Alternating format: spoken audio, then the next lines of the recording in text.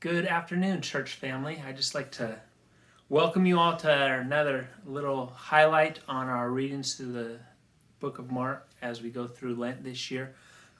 Today, I get to highlight the longest passage that we're going to be looking at. It's Mark 14:27 to 72. And while I'm not going to cover the entire passage with us right here, I do want to point out a few things. As we've been going through with our Sunday afternoon small groups, one of the things that's come up several times in our group is this idea of narrative parentheses, bracketing different sections of biblical narrative, where you'll see something happen at the beginning of a series of events, and then you'll have some other events take place, or maybe just one event take place, and then another event that looks really similar or is the conclusion to that first event, and that makes kind of a narrative bracket. And the point of that from the writer is to get you to look at it and really focus on that as one section that has one main theme or idea that's being conveyed.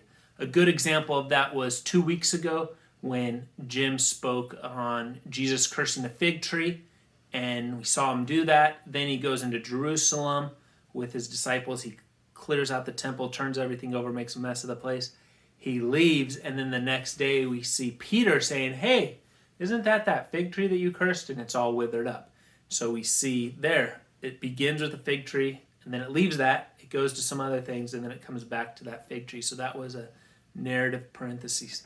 And it all had kind of one same theme or idea. And if you don't know what that is, you need to go back and listen to Jim's message from 2 weeks ago. Today we see that same thing, but with much more content in between. And we're actually going to kind of skip over the content in between. That's for you as you go through the reading to try to figure out and wrestle with. But I'm going to show us the beginning and end of that. And it really is a section of the Bible that I find really encouraging, even though it's kind of a somewhat sad story that takes place. And so it begins in Mark 27, and I'm going to read you just the first part, or Mark 14, verse 27, the first part of this, where it says, Jesus is speaking to his disciples on the Mount of Olives. This is shortly after the Last Supper. And he says, you will all fall away, Jesus told them, for it is written, I will strike the shepherd and the sheep will be scattered. But after I have risen, I will go ahead of you into Galilee, Peter declared. Even if all fall away, I will not. Truly I tell you, Jesus answered, yes, today, tonight, before the rooster crows twice, you yourself will disown me 3 times. But Peter insisted empathetically, even if I have to die with you, I will never disown you. And all the others said the same. So right here, Jesus is leading up to this is right before his arrest, right before he's taken away. And he's telling his disciples, and he's quoting from the Old Testament, a thing that says that the shepherd will be stricken and all of his sheep, so all the disciples will be scattered, and that they're going to run away and leave him. And Peter's like, no, Jesus, there's no way I will ever do that. There's no way I'll ever walk behind you. Even if I had to die with you, I'm not going to do that. And Jesus tells him, hey, tonight, before the rooster crows twice, you're going to disown me. So then we see some things take place in this passage. That's where I want you guys to get into it and read it. And then we see the end of this parenthesis start in verse 66. And it says, while Peter was below in the courtyard, one of the servant girls of the high priest came by. When she saw him warming himself, she looked closely at him. You were with the Nazarene Jesus, she said, but he denied it. I don't know or understand what you're talking about, he said, and he went out into the entryway. When the servant girl saw him there, she said again to those standing around, this fellow is one of them. And again he denied it. After a little while, those standing near Peter said, surely you are one of them, for you are a Galilean. He began to call down curses, and he swore to them, I don't know this man you are talking about.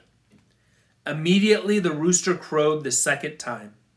Then Peter remembered the words Jesus had said, "Before the rooster crows twice, you will disown me 3 times." And he broke down and wept.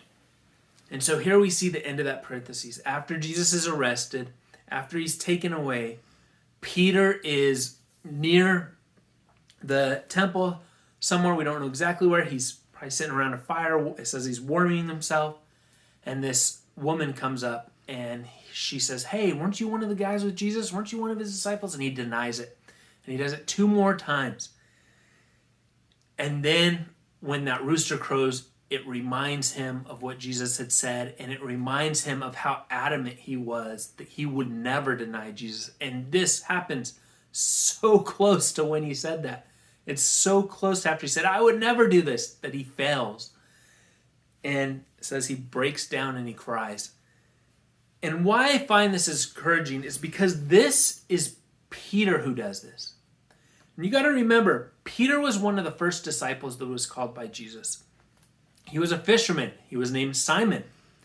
And he had his name changed to Peter by Jesus, which whenever you see somebody's name get changed in the Bible, that's kind of an important person to pay attention to. So he went from Simon to Peter.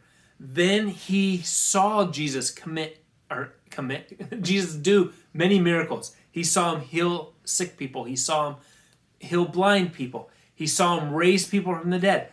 Peter was the guy who jumped out of the boat and walked on water with Jesus. This guy denied Jesus. And why that gives me hope is because all of us make mistakes. We do stupid things that we would never have thought we would have done. Things that were like, if you would have told us earlier in the day before we did those things, "Oh, I would never do that. I'm not that kind of person. I would never do something so stupid." But then we do those things. And like Peter, when we look back and we think on those things, we get down on ourselves.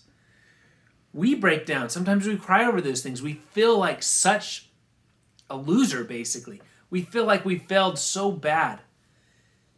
And yet, if you look through this, Jesus doesn't disown Peter because of this. Even though Peter disowned Jesus, Jesus doesn't leave Peter behind. Peter still becomes the leader of the church after Jesus leaves. Jesus still puts Peter in that high place. Jesus still uses Peter. God still uses Peter for amazing, great things to build the early church, even though he messed up. And what I'm sure he saw is probably the biggest way possible.